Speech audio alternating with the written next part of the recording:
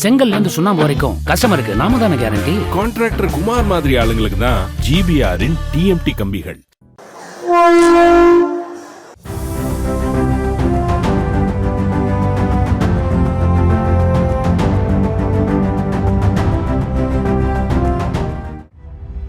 திருவண்ணாமலையிலிருந்து சென்னைக்கு செல்ல 17 ஆண்டுகளுக்கு பிறகு ரயில் சேவை என்பது மகிழ்ச்சி. அதிலும் வெறும் 50 ரூபாய் கட்டணத்தில் அசதியில்லாத பயணம் என்பது கிரிவலம் செல்லும் ஆன்மீக பக்தர்களுக்கு அளவில்லாத மகிழ்ச்சிதான். ஆனாலும் வயதானவர்கள், கர்ப்பிணிகள், குழந்தைகள், சர்க்கரை நோயாளிகள் உள்ளிட்டோர் 6 மணி நேரம் இயற்கை உபாதையை சமாளிக்க முடியுமா என்பதே பலரது கேள்வி. விழுப்புரம் காட்பாடி இடையே மீட்டர் கேஜ் ரயில் பாதை அகல ரயில் பாதையாக மாற்றி அமைக்கப்பட்டது.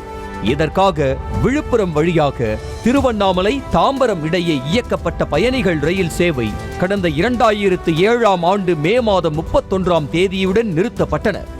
இதனால் ஆன்மீக திருத்தலங்களில் மிக முக்கியமான நகரமாக கருதப்படும் திருவண்ணாமலைக்கு வந்து சென்ற பக்தர்கள், பொதுமக்கள் ஆகியோர் சிரமப்பட்டதோடு ரயிலை இயக்க வேண்டும் எனவும் கோரிக்கை விடுத்தனர்.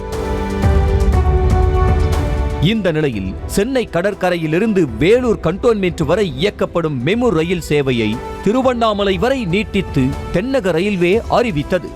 அதன்படி சென்னை கடற்கரையிலிருந்து மாலை 6 மணிக்கு புறப்பட்ட மெமு ரயில் திருவண்ணாமலை ரயில் நிலையத்தை நள்ளிரவு 12:05 மணிக்கு வந்தடைந்தது. மறுமார்க்கத்தில் இதே ரயில் அதிகாலை 4 மணிக்கு திருவண்ணாமலையில் புறப்பட்டு காலை 9:05 மணிக்கு சென்னை கடற்கரை ரயில் நிலையத்தை வந்தடைந்தது. இந்த ரயிலில் செல்ல ரூபாய் 50 கட்டணமாக வசூலிக்கப்படுகிறது.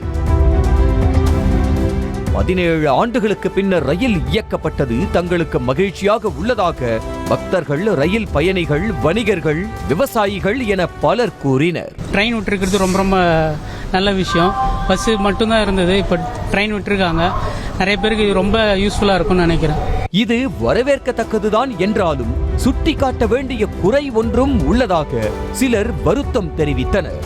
திருவண்ணாமலையிலிருந்து சென்னை வந்து சேர 6 மணி நேரத்திற்கு மேல் ஆகிறது. அப்படி இருக்கும்போது கழிவறைக்கு செல்லாமல் இருக்க முடியுமா? 6 மணி நேரம் சிறுநீர் கழிக்காமல் இருந்தால் வயதானவர்களின் நிலை என்ன ஆகும் என கேள்வி எழுப்புகின்றனர். 5 மணி நேரம் இல்லை, இன்னும் 5.5 மணி நேரம் மேலே ஆச்சு.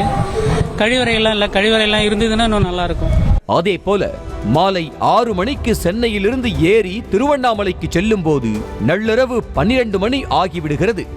அந்த நேரத்தில் பெண்கள் தனியாக வீடுகளுக்கு செல்வது சிரமமான ஒன்று என்றும், எனவே இரவு 10 மணிக்குள் செல்வது போல் நேரத்தை மாற்றியமைத்தால் நன்றாக இருக்கும் என்றும் கோரிக்கை விடுத்தனர். இப்ப காலையில நாங்க 4 மணில இருந்து இத்தனை மணிக்குள்ளார வரா மாதிரி இருக்கும். இன்னும் நடுவுல இருந்தா இன்னும் கொஞ்சம் நல்லா இருக்கும்.